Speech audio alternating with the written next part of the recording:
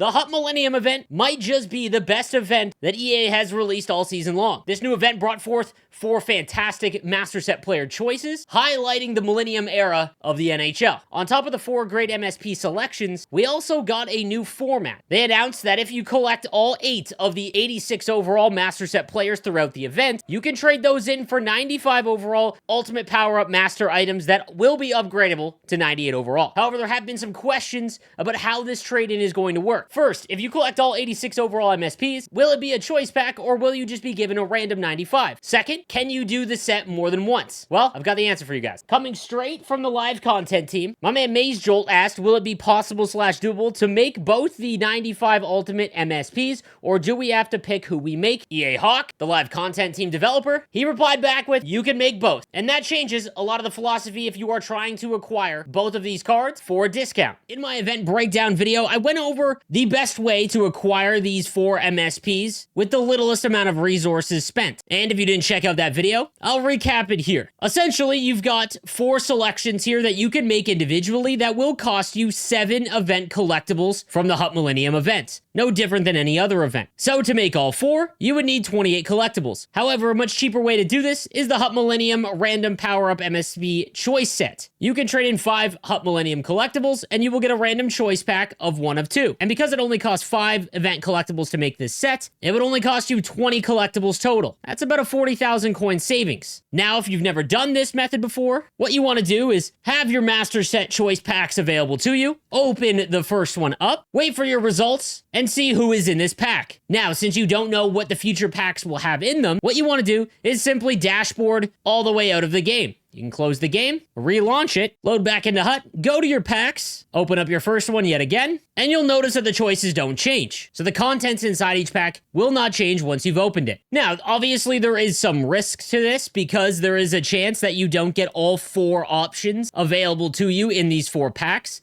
However, the odds of doing at least 3 and not getting 3 different choices, that's like 0.03%. Nobody do the math check on that, but it's extremely low. So if you want to play it absolutely safe, I'd recommend doing 3, going back to sets, and then whatever one you don't get, you can then pay the extra 2 that you would spend on the set anyways, and just get the card that you're actually looking for. So with the news that you can make more than one of the 2 95 overall MSPs, I would definitely recommend doing this twice, meaning to get yourself 2 of Foot, Aginla, Thornton, and Alfredson. The reason why you want to do this before week 2 comes out is because this random choice pack that only costs 5 collectibles, well, that will be for week 2, and you'll have to do it all again for week 2. So if you want to take advantage of the savings, you need to make each of these Master Set players twice. Now, with the God Squad, you probably aren't going to be all that interested in a lot of these Master Set players, but you should be regardless because, again, the player choices and the card art is absolutely phenomenal. However, for no money spent players like myself, this is definitely something that you want to take advantage of. And the reason being is if you use that 5 collectible random choice set pack method, and it only costs you at most 22 collectibles, you're looking at a total of 22 event collectibles to get all 4 of these Master Set players. Obviously, if you do it twice for week 2, you're looking at 44 total event collectibles that you can use to trade in for the 95 overall cards. And why that's so important is because if you just focused all of those event collectibles on one of the MSPs, you're only going to be able to get it up to 92 overall. So for the same price, you can get yourself a 95 overall Master Set player that can be upgraded to 98. Now, again, this is all going to depend on what the 2 Master Set players that are 95 overall are going to actually be, because I wouldn't put it past EA to just give us like a 95 Darren Pang.